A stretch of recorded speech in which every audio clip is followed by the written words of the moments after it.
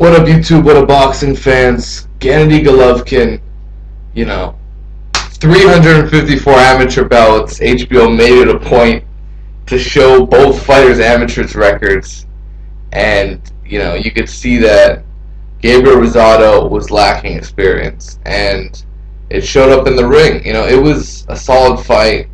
A good test for Golovkin, someone that really gave him a lot of movement, and just the foot movement did give him issues. Just the thing is, Rosado was being a little too defensive. It seemed like he didn't want to let his hands go for the first 3 rounds. He just wanted to be defensive. Pot shot him a little bit. During the 4th and 5th round, I'm like, man, does Gabriel Rosado want to come on late in this fight? Because the way he's moving his feet, it just didn't look good for him. And this was a punch right here, a jab. And Golovkin, he's really a stalker with a great jab. That's what he is. He throws great power shots. He cuts off the ring, and he throws a piston-type jab. They call it the power jab. I think it was Andre Ward doing the commentating.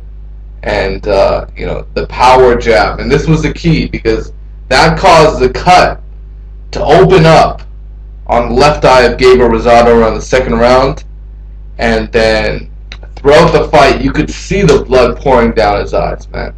You could see it, and it was starting to affect Gabriel Rosado around the 6th round. And you could see it, like it was just a bloody mess. Like that's what it was, man.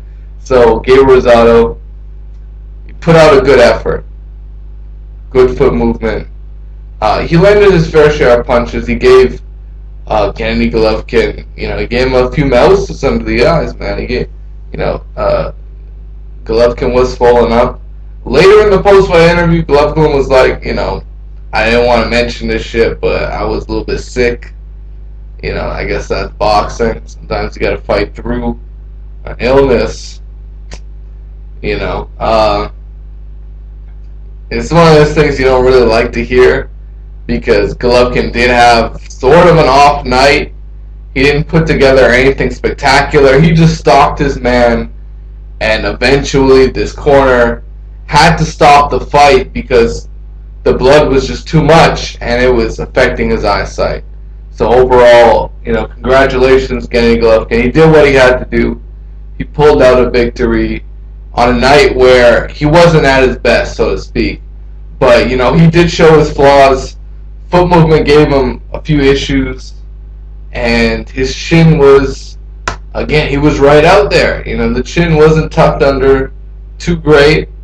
He can take a good shot, but he did get stunned a little bit. Overall, Gennady Golovkin, I think he's a good fighter. I'd love to see him in there against Peter Quillin. I don't know if that's going to happen, but I would love to see him in there against Peter Quillin, I'll tell you that much. Overall, Golovkin, he put forth a good performance. I'd love to see him get hurt, because his chin's right there. I want to see if he can take a big shot. If he can take a big shot, he can give Martinez a hell of a test. But maybe Martinez is going to be too fast for him. Just like the way he did with Chavez. Except Golovkin's, he's better than Chavez Jr. Man, him and Chavez Jr. would be a great fight, by the way. I'm just trying to picture Gennady Golovkin in there with the top guys. But I don't know if the top guys want to face him yet.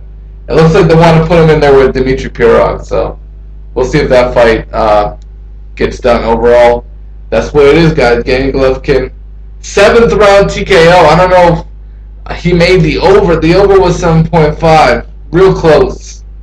Real close. Alright, peace out. Take care.